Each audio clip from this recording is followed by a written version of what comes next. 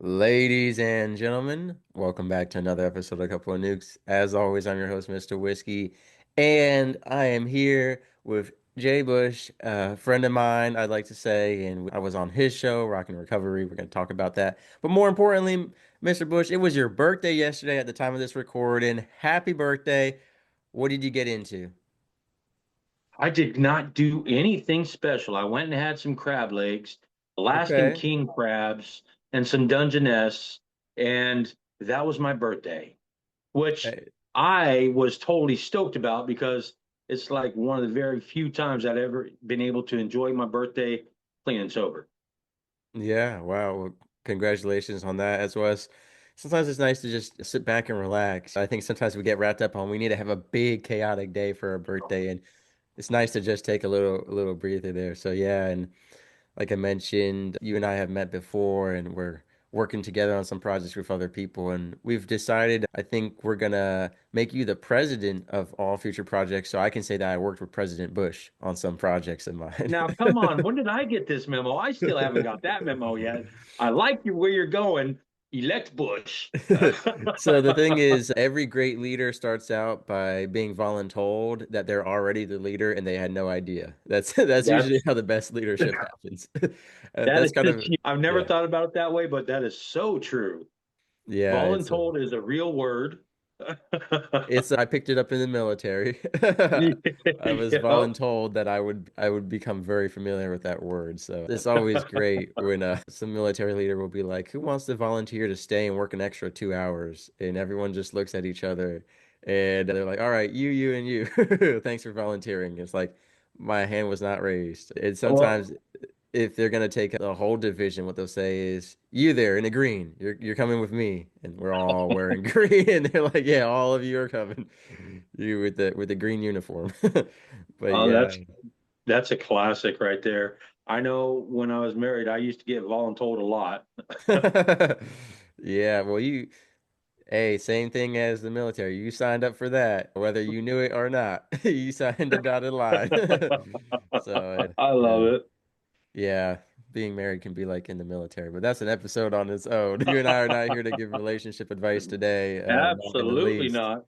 But we are here to talk about recovery and addiction, especially your personal journey with it. So I'd love for you to get into the origins of that, of looking back now, what kind of caused you, what were the factors that lined up for you to be led into addiction, and then how that battle went. Well, first of all, let me thank you for having me on your show. I think what we do as podcasters is amazing. The people that we reach is amazing. And you're one of the people that I've looked up to. You and Pete are a couple of the people I've looked up to for a long time. And my personal journey with addiction started probably when I was around 13. And it was really nothing traumatic in my life. I was raised on a farm. I had good family. I was very connected with my family. There was nothing really Hmm. outstandingly negative or traumatic about the way I was raised. Yes, I was passed around from house to house, but that was my own fault.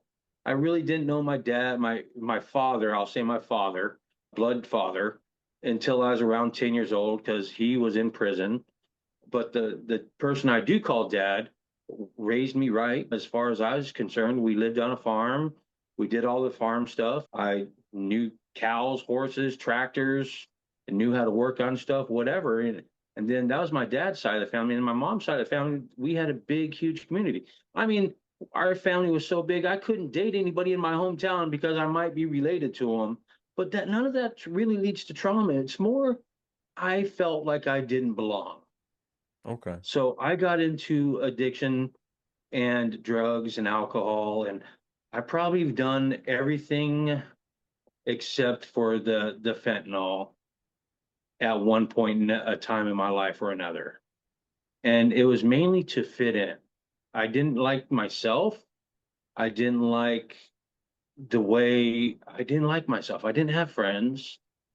Yeah, I played football. I did all the right things. And I even quit doing things while I was in high school and sports Right. and all that. But I still didn't feel like myself. And then drugs came along and I would get on them and I liked how I felt on drugs.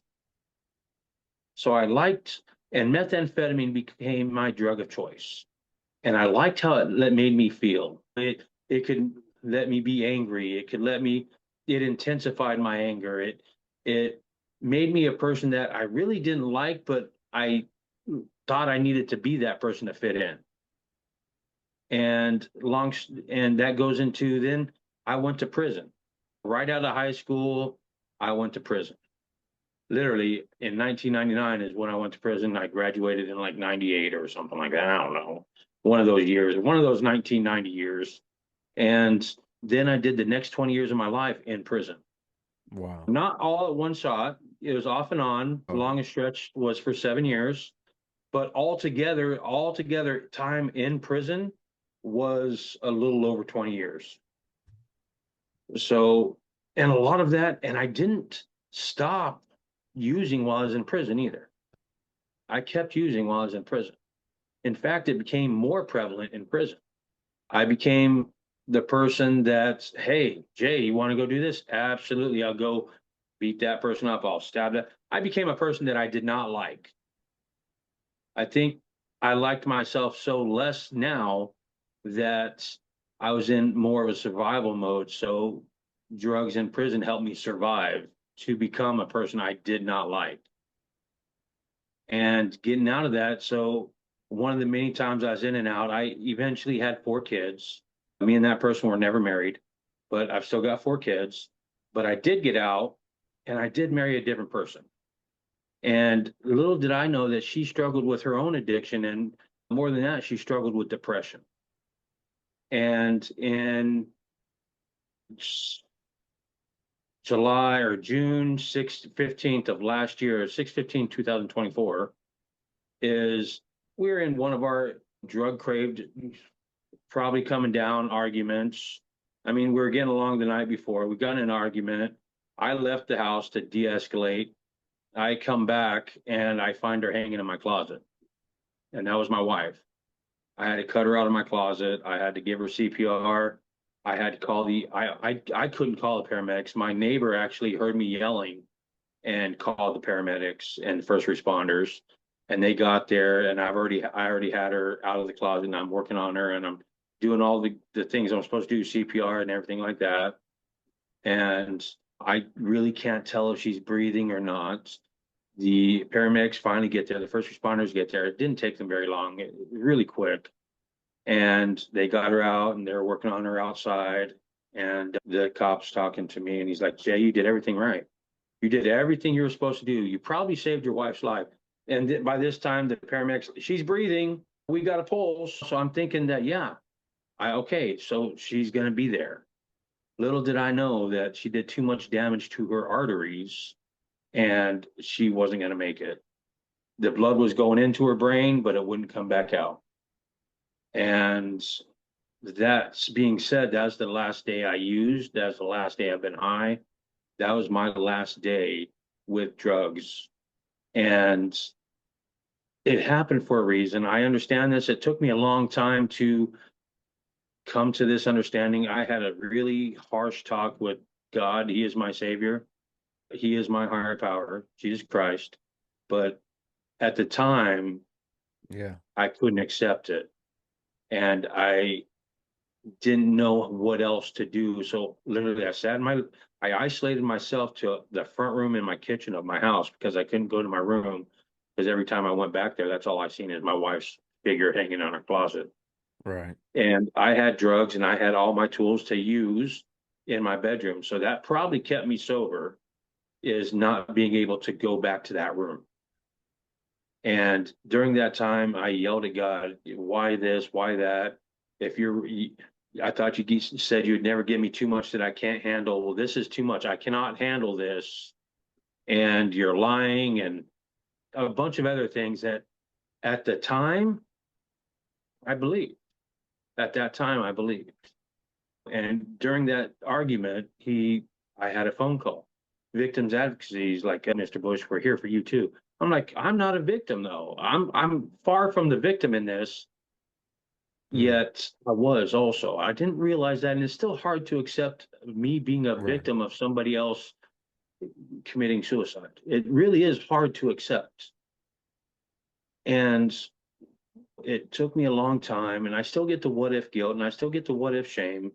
Some of the Of I course. got to say goodbye to my I got to say goodbye to my wife in the hospital. She was an organ donor. They kept her alive for 7 days on a ventilator. I got to do the honor walk with her. That was one of the best. That was one of the most emotional things I've ever gone through. Is when if nobody knows what an honor walk is, it's for organ donors when they're donating organs and they roll them into the operating room for the last time. They'll announce in the hospital all available staff line up for honor walk, and they honor my wife's decision to give her organs to help somebody else. And that I broke down there. I literally cried from one end to the next end of the hospital, this short walk, and got to walk him into the emergency room for the last time. And uh, and then the head nurse came out, and she had a little vial, two little vials, her last EKGs. So I've got two of her heartbeats. I gave one to her sister. I've still got one, but her last heartbeats I've got on paper. Wow. And it's hard to go through all that and remain sober. It was For harder sure. to go through all that and not want to get high. There's a difference between remaining sober and just not wanting to. I remained because I didn't want to anymore, because now that addiction, my addiction, took everything from me. I mean, say you lose everything, you do lose everything. Everything that I loved was gone, was gone. There was no reason for me to actually remain sober now. There's no reason for me to remain clean. None. It took my wife, it took everything I loved in the world, there's the key, in the world from me. Took it all. And what did I do? I stayed sober through it out. Throughout it all, I stayed sober. Throughout it all, I got clean. I created a place for other people like me to just connect. And that was the only reason I could remain that way, is because I was accountable to other people now. I was had to be accountable for myself. I had to, and I feel my wife's presence a lot. I know they say, oh, she's all around you, blah, blah, all this really good stuff that we tell everybody. I tell people the same thing, but to actually have to live it and believe it, and then to practice life like that all the time, it gets old and it gets hard. But not once have I thought about going back to drugs or alcohol as a source for me to cope, because it took everything that I loved in one swoop, and I don't know another way to. It happened for a reason. I couldn't have stopped it from happening. It's either going to happen then or later. If that's what God's will is, it was going to happen one way or another. And while I was in prison, all the time I pray for God to take my addiction, for Jesus to change me, to let my kids be happy, to make me a role model that my kids could look up to, that make me a person that my wife could look up to, make me the man that I'm supposed to be. All these things that we pray in prison, and I'm probably sure you probably prayed a lot of the same things being in the military, in a bad situation in the military. You pray for these things, and then they don't happen. So what do? We go back to our addiction. We go back to whatever we're trying to pray from. We go right back to it because it's not happening and the instant that we want it to. Right. Well, it says in the Bible, it's not our time, it's his time. He'll answer them all, but in his time. He answered all of them in one time, though, for me. And the only way that would work for him to actually take my addiction, and the only possible way that it would work, he took it, and the only way I would listen, the only way that it would stick. And that was taking something that I cared about, something that I loved more than the addiction. And Unfortunately, it happened that way, but now my wife's not suffering. She's not suffering with depression. She's not suffering with any of her mental issues or her addiction. She's not suffering anymore. She's happy. She's genuinely at peace now. And for me to actually accept that was hard because it sounds bad to me because now I'm praying that my wife, that happened to my wife, right? I wasn't. I just wanted everything to be okay, and it's okay now. And so my addiction's gone. I've not once craved a drug since that day, since June 15th of last year. I have not once craved the drug. I have not once craved, even thought about using again, not once. And that's not to say that I haven't been in like a moment, a bad situation says, I feel like going to do this, but it wasn't a craving. It was something that I used to do to cope with something. Right. It was it was more like I can cope with it this way because I know how. It wasn't a crave. It wasn't a big difference from a craving into just doing something that you're used to. Big difference. For And sure. so not once have I craved anything. And that right there, coming from an addict for 30 years, to not crave something, to not need to use it, to not want to use it was crazy for me. I'm still early in my recovery. This is yesterday. Well, the 15th was the 16th month I've been clean and sober without a relapse. So continuous sobriety. And I had to learn a lot of sitting with myself for because really I didn't have anybody. All these friends and everything else that I thought I had that were in my phone contact list, not one of them has stayed in contact. One of them. And all these others don't know what's happening to them. Do I care? Absolutely. But am I glad that they stayed away? Absolutely. Because who knows? I could have been right back into it because they could have said, "Hey Jay, we got this right here. You want to try it? It'd help you." And I'd probably say, "Yeah." So I'm glad they stayed away because being alone has taught me a lot. Being by myself has taught me a lot. Taught me that I can do it by myself, that I can be alone if I need to be. And when I say alone, I mean with nobody here, like physically alone, not community wise alone, but physically and mentally disconnected from everybody, isolated. And I didn't go to a rehab. I didn't go to a recovery. I didn't do any steps. I did it through God. God got me sober. God, and He has kept me sober. He has kept me in sobriety because he's got plans for people. He does. He really does. I might not know the plan. Nobody else might know the plan, but he's got plans. And I really truly believe that. And I know that it sounds terrible to me, even, but we have to go through what we've been through to do what we're going to do, to be the people that he wants us to be. Because without that experience, without living the life as an addict, because that's what I am, I'm a drug addict. Without living that life, I wouldn't be able to talk about it to anybody. I wouldn't be able to help the next person if I need to. If I'm there to do anything, it's to bring awareness to that we can change. It's to bring a message of hope, to bring a message of hope that we can do it. Life's not over, even though we may think it. We, in our worst cases, we may want it to be, but life's not over. Life is far from over. If you're an addict, life is not over. You can recover. It takes some time. It takes a lot of time. Find what makes you want to be sober. And it's hard. It's really hard for me to live with that still guilt that she's not here. And I wish there's a couple things that I regret in life. One of them is not getting clean and sober faster. Yeah. And one of them is not being the dad my kids needed at the time. So those are the only two things I actually truly regret about life so far.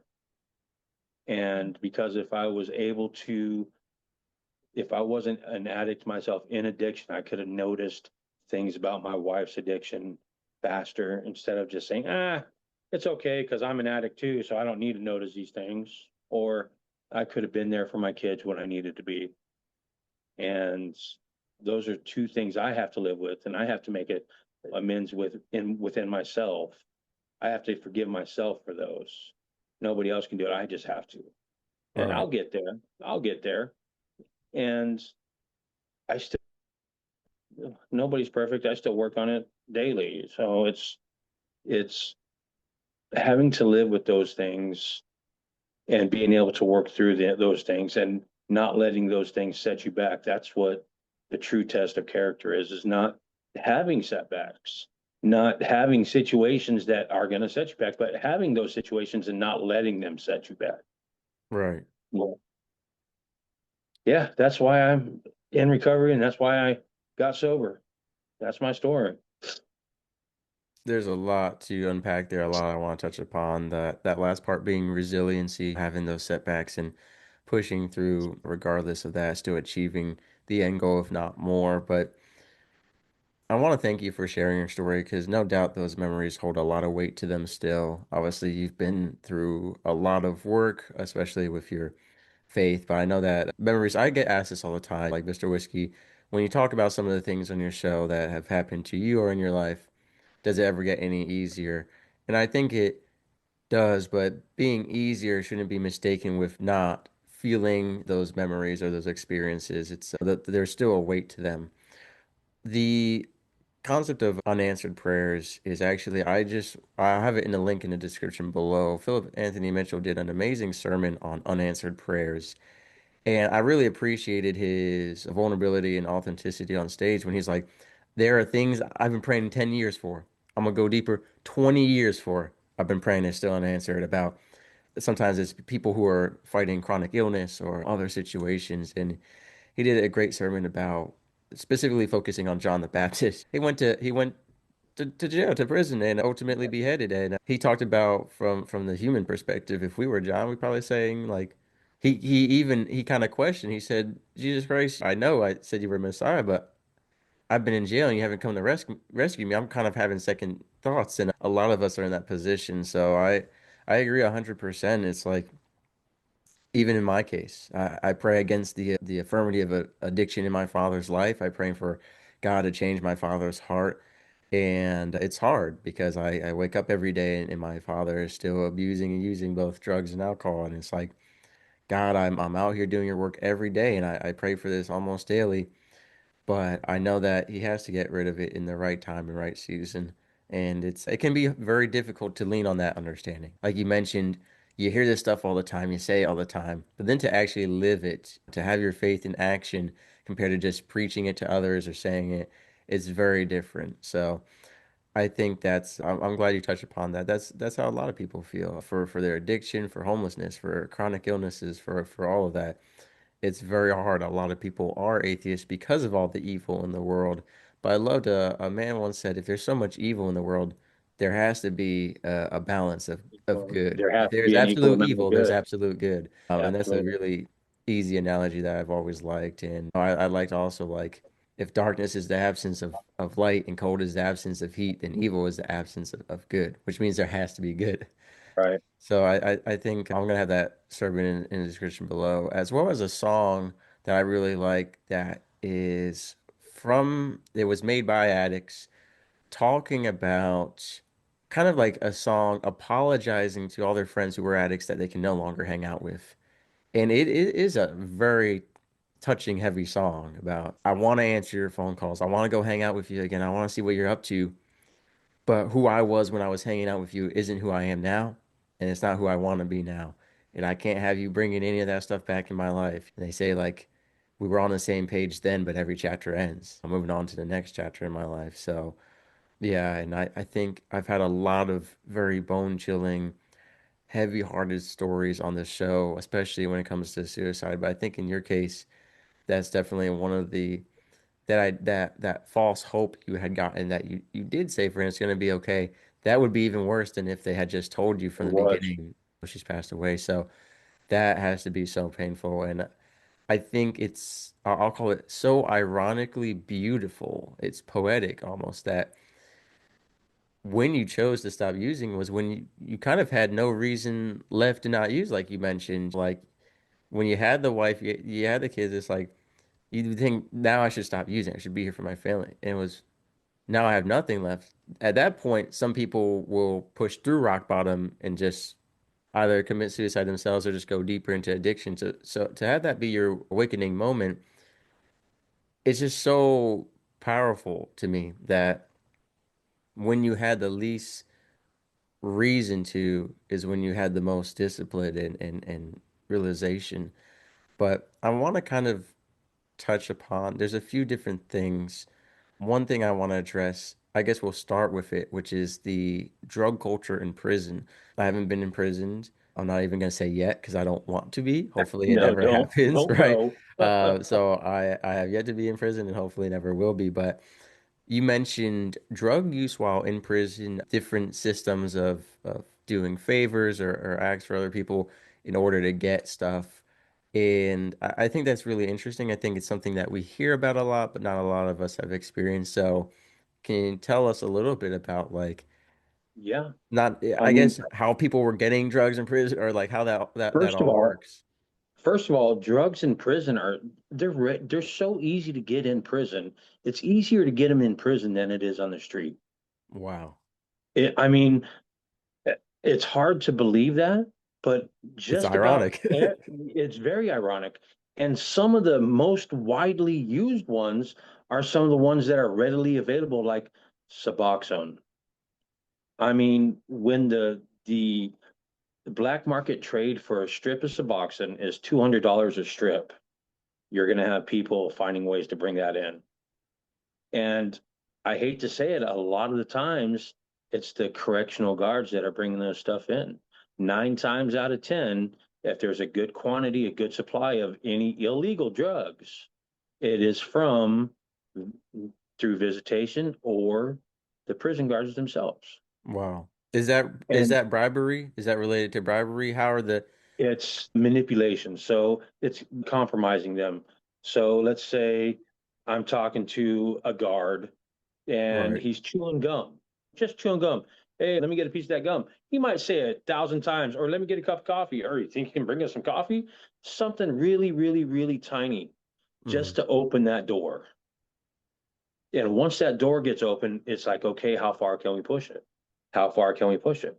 We'll keep pushing and pushing and pushing until now I've got something to hold over their head to say, hey, if you don't do this on this certain day, I'm going to tell everybody about this. And that's Hmm. acceptable. That's an acceptable form of what do you call it? Not bribery, but manipulation and just, or, and a You'd lot say of it's kind of times like, it's what do you say? It's blackmail almost? blackmail. Yeah.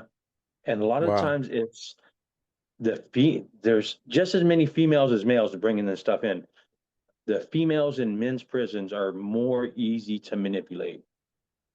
I, there's nothing against females in men's prisons, Right. but the females are more easily compromised than a male is in prison. Hmm.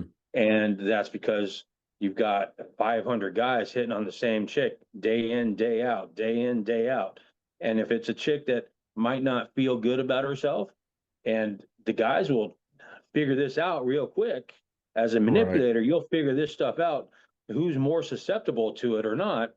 I'm not going to pick the street five instead of the street two, but they're going to pick the one with more issues that are more friendly with people, that are more open to communication, and just slowly over time work on it. And once you have that door open, it's just they will have them on their payroll, basically, to so to speak, until they mess up, Wow. That until is so one or the other interesting. is busted or something happens. Yeah, So, it's interesting. I actually just watched a movie. It's called The Roof Man. It just came out maybe a week or two ago at the time of this recording about a man who escaped from prison and basically oh, with the Channing Tate, whatever his the name Channing is. Tatum. Yeah, it was Yeah. really good. It was based on a true story. The guy had robbed about 40 something McDonald's and Burger Kings and other franchises going through their roof.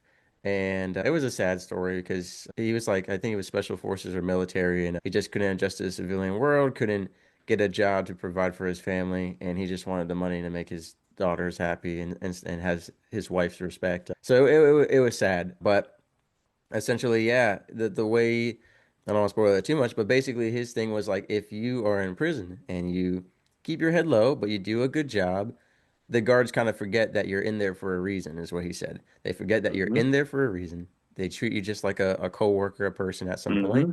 and then they drop their guard at some point. So to the degree of what you were talking about, it's like you have to go in there as a guard and just be silent. Don't talk back to them, just ignore it. But that's very hard to do, especially in the case you've got Very. hundreds of people talking to you. And especially if in the case you mentioned a woman with insecurities. And I think as most respectful way I can say this, I think certain personalities do that kind of job. I Absolutely. feel like Absolutely. I don't want to say there's not beautiful, confident women joining the police force or correctional officer positions, but not a lot of young, beautiful women grow up saying, I want to be a corrections officer, right? Right. Typically, they have a story and a background to why they got there. So that's so interesting, though, that that they would be more common in prison than outside of it. And it's just it's sad because some people purposely go to prison to sober up. Some people are like, just lock me up. It's the only way I can be sober. Forget rehab. I just need to go Absolutely. to do hard time. And to then be in an environment that you thought was free of drugs and then not, that can be obviously hindering to your plans. And how would you say, so you spent multiple times in different prisons, or was it always kind of the same area? So this was all in Colorado. So in my prison career, I think there were like 22 prisons in Colorado. I've been to 20 of them. Wow. Start at the top, you start at max medium or max security, depending on your point level. You'll be taken to the prison of whatever point level you're able to go to. And if you screw up, you go to a higher custody. If you do well, you'll go to a lower custody. I normally was a screw up, so I was normally in higher custody. And it's the lower custody prisons let you go outside the gates and work. And their biggest trade was tobacco. Now, Okay. yeah, like you could go out there and a lot of the cops chewed or smoked or whatever, and they really didn't care as long as they didn't see it. It was like an unofficial, don't get caught because if you do, then I'm gonna have to write you up. Yeah, yeah. Type, just don't let me see it. If I don't know about it, I can't fucking catch you. Just don't let me know about it. I know it's gonna happen. Just don't let me know. The same You in the know, military. They call it, my roommate would call it, what is it? plausible deniability. Plausible. Yes, yes. Those are the two words I was looking for. Plausible deniability. You know, That's what my roommate would say all the time. My one so roommate, as he was long in, as I don't see it, I can't say whether you did or not. And exactly. that's a lot of the and those were actually the COs, the correctional officers, the guards that had more respect because you knew exactly where they're coming from. They didn't overstep their authority. They didn't enforce their authority. They just let you decide whether you're going to screw up or not. Don't make me do my job because I will. Right. And it was hands down, as long as they stayed that way across the board, there was no special treatment. Those are the ones that garnered respect because they're not using their authority to overreach in their authority. Yeah, 100%. There's, And so it became a respect issue. Like, let's say I tattooed, I did drugs, I sold drugs in prison, and I did a lot of tattooing in prison. I fought a lot, everything. I did all the bad guy stuff in prison. And when it came to the respect level between me and certain of the guards, they would say, "Hey, don't get out of my shift. Respect that. Done. Not going to do nothing on your shift." And it went two ways because when they would have to tear my room apart, do cell search or tear your room apart, they were respectful about it. If you don't give them shit, they're not giving you shit. If you make it easy for them to do their 8 to 12 hours a day, then they're going to make it easy when you're on their shifts, right, when they're on, and they don't have to do things. If they don't have to do their job, they won't. It's not that they're not doing their job. They won't go overreach their right. authority. Because there's a lot of people, unfortunately, who abuse of power. In the military, we had some of the security guys got bullied as a kid, clearly, and they were Mhm. taking it out. Some of them thought they were Marine drill sergeants and were like, dude, you're on a Navy ship and you need to calm down. You're acting like it's our lunch break right now. What are you doing? And the worst were the gate guards. So almost Mm. post after 9/11, because I've talked to some pre 9/11 veterans and it wasn't as much, but now pretty much every entry point at a base is guarded, right? And you gotta scan your ID, do this and that. And some of those gate guards go above and beyond. They will just make your life hell instead of just, Even though dude, they just scan see my you badge and let me daily. on. And they think they're police officers, and we always tell them, you're a glorified crossing guard. Get out of my way. Because Yeah. I had a guy, every gate guard was cool with me in the sense that my tags had expired, but South Carolina sent me paperwork saying, we ran out of the material to make new tags. Your registration is renewed. Here's paperwork for if you get pulled over, you are awaiting the materials from South Carolina. You are good. Every guard was cool with that. They read the papers. It was a legal document from DMV. And then that There's that one one guy person. who said, you're not allowed on base. You have to park a mile away from your barracks room and walk through the ghetto to get here. I said, how am I supposed to do my job? You're not going to let me on base? And it wasn't the base to go do work, is the sad part. It was the base where I lived. Because if it was Oh where I no. worked, then I could have called the higher ups and I could have had them be like, hey, you're blocking our people from coming in and doing nuclear operations. You got to knock that off. Right. This was just to go back to my barracks room, and they were like, "You can go sleep on the ship if you need to. You can go park over there." This is ridiculous, but of course, it was always like every gate guard was cool, and you just got that one guy who's like, "No, I'm gonna make your life hell for Your no life reason." miserable. Yep. They would do vehicle inspections. Sometimes sailors would get caught with a knife longer than the blade allowed on a military base, and the guards would be like, "Why do you have this?" They're like, "Oh, I forgot about it. I always keep it in the car. I'm not bringing it onto the base to do anything malicious. I'm not bringing it to my room." And most of the guards would be like, "Okay, that's fine. If it's a blade you keep in the car, whatever." Then you had that one guy, "I'm confiscating this. You're never getting it back. Get the hell out of here." So it's just power trips. I knew a guy who became a correctional officer, quote, because he enjoyed beating people and cursing people. Yes. And he goes, Yep. "It makes me so proud to look a murderer in his eyes and tell him I'm gonna screw his mother Yeah. sideways. And he can't do Yep. anything about it. And he wants to spit at me and get in my face, and then I just beat him. And I said, I don't know, dude. They're people too. People forget that everyone in prison, yes, they're there for a reason, but they're also human beings to your degree. Why do you care if I smoke a cigarette or chew tobacco? I'm a grown man. Yes, I made some poor decisions. It's not your place to judge, really. But yeah, I've had a couple formerly incarcerated persons on my show, and we've talked big discussions about reform for prison because there's a lot of stuff that's outdated, especially where the guest I had on, great episode, Noah Asher. Check it out, y'all, if you want. He's working with governors to try and get better mental health reforms and faith reforms in prison. He talked about prison was set up for failure because he said most people return because they got out. They had no money, no job. People didn't respect them. People didn't want to No hire them. skills, no They go life back skills to anymore. stealing or They to go committing back crime. to right. So he And wants it where you can maybe be put on parole at the end to work a small job to build up some funds and get some skills or have a program within the prison. But also, I mean, he was talking about the mental health side of it, and it was just terrible. And I well, think see, it's one they of were those things locking that has to people be up. cautious.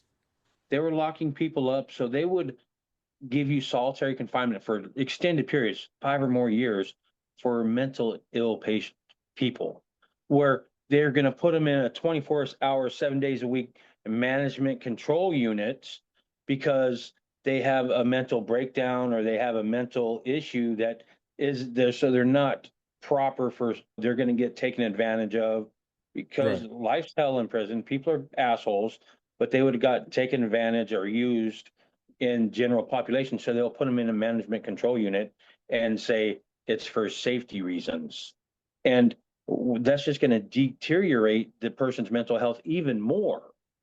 Instead of having a prison or a facility that is for mentally ill patients, not just the state-run hospital, but because they need that reform and that structure in prison, 100%. They use solitary, the whole, as a mental institution. Right. And my thing is, I understand the concerns. You have to have a filter system because otherwise prisoners are going to malinger to fake mental illness to get out of Yes, whatever they're at. So you have to have a very thorough system and process of filtering yeah, through mental health checks. So I understand the caution with that being abused, but I do think it's important. And what would you say, based on all the time you spend in prison, what is the biggest change you'd like to see happen? that's a good question. I would say more rehabilitate for the ones that are going to get out. There needs to be less interaction with the people that are going to be there for life. Mm, So if you're around lifers all the time, you become you become in this mindset that you're going to become a lifer, and you go out to the yeah, street thinking the same thing. You're going to reoffend faster. There's custody levels and issues for levels of confinement. Your point system on purpose, but when you're housing people that are in there for 5 years with people that are in there for 20, 40 right. lifetime of period time period, they're going to learn prison from these lifers, and then that's what they're going to know. And 100%. you are who you are around. You Yeah. become the people that you hang around. And if a person's hanging around with lifers, convicted murderers, sex offenders, whatever else the case may be, violent criminals, you're going to become, and not being a violent criminal, just having a drug offense or whatever the case may be, and you're hanging around violent criminals, you're going to become a violent criminal. Right. People who don't care what happens to them because they're already stuck Right. in for life, but you have stuff to get back to. So I agree Yes. 100%. That's That actually, and the pre-release has to be more geared towards success, not just if I can balance a checkbook, because let's be real, I got Google. I don't need to balance a damn checkbook no more. yeah, That's really not a life skill. Finding a job, having the proper employment places, because a lot of people will say they hire felons, yet they only hire certain types of felons. If you have yeah, a retail theft on your criminal history, you will no longer work in any retail establishment across the board. yeah. So there goes thousands of potential employment opportunities because of a pack of gum or whatever you stole from a store. Yes, yes, there's got to be accountability for that person. He did steal it, but now you're going to punish him for the rest of his life for something that he probably did while he was high. So there's extenuating certain circumstances to some crimes, like retail theft, retail crime. It should not discount you from every single job you can try to get from now on, Right. because that's us. We're two different people. I've been in prison. You've not been in prison. Okay, great. Everything else, who cares? When you go to fill out that application, have you had a felony? You get to mark the checkbox. No, I have to mark it yes and explain it. And I could be overqualified for the job, and where you're like, it's just another job to me. You're going to get the job before I will, because that one little simple box that marks check mark. Yeah. Well, and the thing is, you talk about like follows you for the rest of the life, and it's like you already held me accountable. Like I served my time. Like, what was the point of serving the time if it wasn't going to change anything? Essentially, if that makes sense. So yeah, I think, and that goes into that hopelessness of okay, well, I'll just go back to crime. If people are Yep. only ever going to see me as a criminal, then I'm just going to fulfill That's that what I'm going role. to be, That's is to become that's a a criminal. mentality a lot of people have, Yeah. and unfortunately, so yeah. And I want to talk about prison and parenting. You mentioned a couple kids there, and I'd love to know. Obviously, those relationships were strained by that, but how were you able to parent from prison, in between prison, and then post prison, and then most importantly, now with sobriety, how parenting has evolved and changed throughout that? Well, so while I was in prison, they've got certain programs, and you can take your parenting classes, whatever else. But They've got certain programs to help you connect with your kids. They've got family night, as in Colorado they did. They have family night for visitation. That's just for inmates with convicts with kids and wives and whatever type of family, a free night that they can come connect outside of everybody else visiting. So it's more geared towards family. They had this read a book program. So I got to once a month read a book to all my kids, and it was on tape or CD or recording. So they would get the book for free and they'd get the recording for free. There was video visitation, there was phone visitation, a lot of phone calls. And you know what? There has to be a lot of understanding and not anger on my part. I can be angry at myself.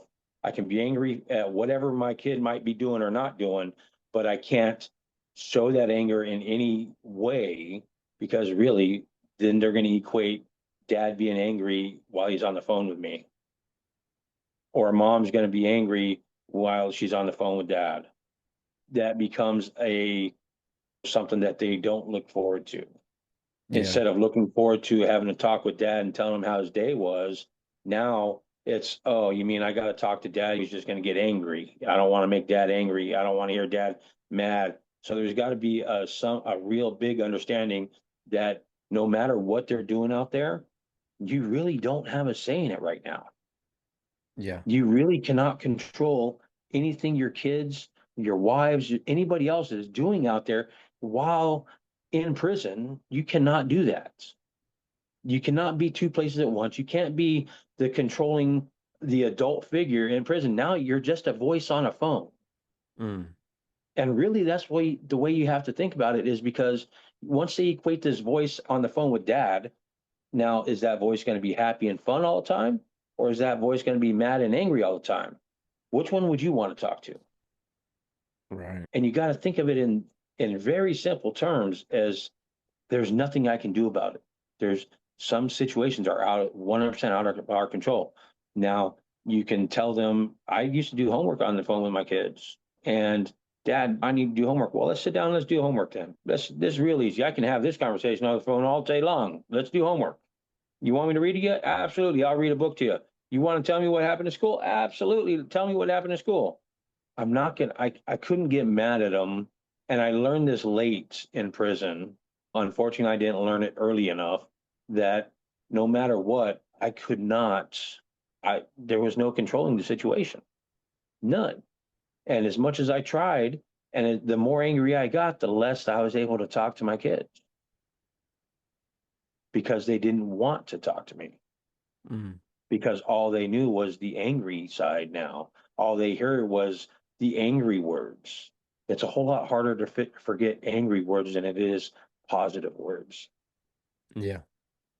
So, any parent or any person that's in prison and that has kids right now that could possibly listen to this, or the parent that's outside with the parent on the inside, just know that you have to be very, very understanding of the tonality of your voice and what you're saying because you can tell you can correct them without being mad, without being in your voice and the tonality and your speech and your how you sound. You can correct them without being angry at them. You know what I mean?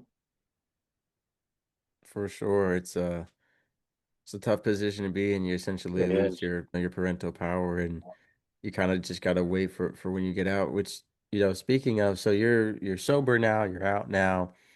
What age ranges are your children now? Are they kind of grown up or are Oh they still kids? yes. So 2009 is so that's 16 down to 2014, 13.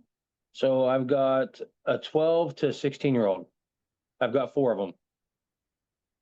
All between the ages of 12 and 16. Yep. So 12 or 16, 15, 13, and 12. Losing track. Yeah, yeah. Yeah. No. Yeah. Yeah. It's I know their names: Tristan, Mason, Avery, and Abel in order. Yeah, that's good. That's also important. You don't want to forget your kids' names. Oh, no. Yeah. I know their middle names too. Don't Yeah. ask me right now because I might have Yeah. to use brain power. But Yeah, no, but that's good. To me, that's beautiful because you still have time and a chance with them. If they yeah, had all grown up while you were out, it's a much harder relationship to build, I imagine. right. So that's good, and I think they're also close enough to that age, at least your older ones, where they can kind of understand what you've been through and be proud of where you are now. So that's beautiful. And how has your life shaped the way you approach parenting in terms of like maybe raising your kids to not repeat your mistakes? How has it affected your parenting mindset? If they make my same mistakes and I can't say good or bad things about it, they're mine. I can give them advice. I can, you're going to have to learn for yourself though.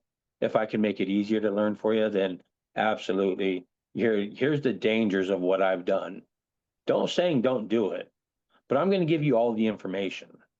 The Mm, good, the bad, probably more bad than good, because right. I don't want you to glorify it, first of all. But if you tell them straight not to do it, they're going to rebel 90% of the time and just do it Yeah. anyway. If you Yeah, give for them sure. all the information to make up their own minds, kids are smart. They know. They know that this put dad in jail, prison for a very long time, and that we didn't get around, we weren't able to see him. Do I really want to do that? Probably not. But don't overly say no, no, no, no, because guess what? Why are you keep saying no? I'm going to go try it now because I want to see what you're saying no to all the time. Yeah, But if you give them all the right information at the right time, not too soon, not too young, not too old, but give them the right information at the right time and let them make their own decisions and support them with, even if it's the wrong decision, never not support their decision because they're individuals and they're going to make their own decision. It doesn't have to be the right one. Let's be real. No, none of us have made the right decision all the damn time, and we're probably not going to, not all the time. But with the information, it helps us come to a better decision. If we have all the information I can give to my kids, it's going to help them in their decision making. for sure. And I want to move into, I mentioned in the very beginning, you're podcasting now, you're a podcaster. Oh shit! And here we go. Rock and recovery. Rock and Um, recovery. yeah, yeah. Let's get into let's just get started with the name of it because with the logo, it's a skull with the headphones and the black background and the rock and recovery. It comes off very rock as in the music genre. Was that the theme or is it rock like an actual rock? It's like rock your recovery. Like, don't be scared to be in recovery. And also be solid in it as a rock, solid as a rock in recovery. Yeah. There's no shame in it. We lived in shame for, if you've been a drug addict, you've lived in shame long enough. Rock that shit. Like, wear it out in the open. Do it free. Do it out loud. Yeah, there's a little bit of music. I love fucking rock and roll. That's my jam, so to speak. Yet being a rock, being somebody dependable, like solid as a rock in recovery, that's amazing. You can do that and people will notice and see that. And then all of a sudden they'll gravitate towards what you have. Why is he doing so well in his recovery? Why is he being a rock in his recovery? The foundation of his recovery is a rock solid. I've got a rock solid recovery. I'm going to rock that recovery. So keep rocking, ROCK, little n, recovery. Yeah. Just because you've got to start your foundation on something.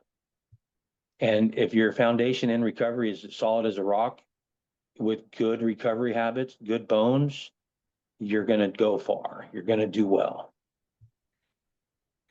Yeah, it's interesting. Now you got me thinking about like I was thinking like rock and roll. I was like, and the term rock star, I was like, where did that originate from? I'm gonna have to research that later. Like, why did we start saying rock and roll? You're a rock star. Like, I gotta go research that A later. rolling, what is it? The Rolling Stones, rolling rock gathers no moss. So don't be still.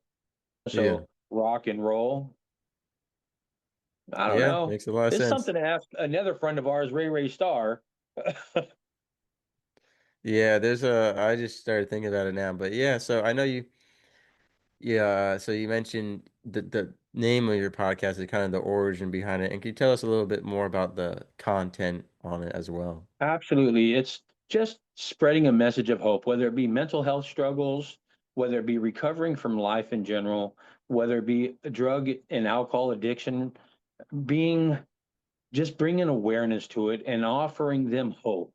A lot of people come on my podcast just to tell their stories and just tell, hey, you know what? Here's my bottom. Here's this. I hit the rock bottom and now I'm rising above and I've got this story of hope because the more people out there that are sharing their hope at success, hope for another different type of life, their light, the more somebody is going to connect with that person. The more diverse your audience, the more diverse your guests, the more different stories of people being that hope, bringing that encouragement, bringing that message of it's not over. It's going to connect somewhere. And that's what I have been led to do. It's just being that person that's going to help somebody else. And this is Being the way that I do rock it. star. Yeah, Yeah, it actually brings me back to what you said earlier that I wanted to touch upon, which is you mentioned like there's more life, there's time to recover, and I want to add on to that by saying it's never too late. I've had people on my show who are addicted for over 30 years, most of their yeah, life. And so I never have no hope because I've had people in their 70s quit addiction. I've had people on the show quit all kinds of different addictions. I've covered so many different types of recovery that worked for different people. So yeah, it's never too late. One, it's a matter of do you want it or not? And two, it's finding the recovery that works best for you. absolutely. Everyone gets tunnel vision on AA. That's a great program, obviously. It's Yeah, existed for a long time for a reason, right? yeah, It's successful. It might not be for you, and you got to explore those other options, which is why Jay and I host these kinds of podcasts and have these discussions with people to highlight their recovery journeys as well as other methods. But it's never too late. I shared recently when I was helping host a domestic violence awareness and sexual assault mm, awareness conference for the book launch of Warriors of Hope. What I spoke about was it's a Latin phrase, Dum Spiro Spero. It's made famous by South Carolina. It's on their license plates and their merchandise, and it means in English, while I breathe, I hope. And of course, when I was in the military, we all thought that was cringe. We'd make fun all the time. Look at that, this guy is breathing and open. But now that I work in this space, I have found a lot of beauty in it because while you're still breathing, as you said there's earlier on always in the hope. beginning, as you're living, that means there's going to be time and opportunities. Life, people have described it on my show as a series of ebbs and flows, or you could say a roller coaster, a river, whatever you want to say. It's up, down, all around. It's a sine wave. It's oscillating. It's going like this and that. But there's going to be those points where you can rebuild and recover. And I think it's never too late to recover. I think sometimes the issue is we get so tunnel visioned on the recovery we want. And sometimes it's not the recovery we need. And Right. sometimes we set bars too high or we're too perfectionist and we actually hinder our own recovery. Or we hinder ourselves in a lot of things by being our own worst enemy. I think that's the case in a lot of things. But yeah, with that being said, we're gonna have your podcast link in the description below for people to check out.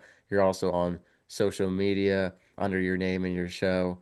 I definitely encourage people to check it out. And then what would you want your final message to be? I think we've covered a lot of great things from prison life to parenting to addiction. What would be, I guess, your piece of life advice that kind of is tied to everything together or even separate? It doesn't matter how you're living it. People look at you. People are always on the look, always noticing. So just be the best you. It doesn't matter what you're doing in life. Do it the best. Hopefully it's the right thing and not out to hurt people. Because you know what? Everybody's heard that saying, hurt people, hurt people. I Hmm. have a better one. It's changed people, change people. And it Yeah. really is, whether it's change for the good or change for the bad, changed people will change people. And so that's all it's about. I'm just trying to help promote that change. You can do it. I'm not going to change you for you. Take the first steps and start changing your life. It's worth living. It doesn't get any easier, it gets less hard. Let's just put it that way. It gets less hard.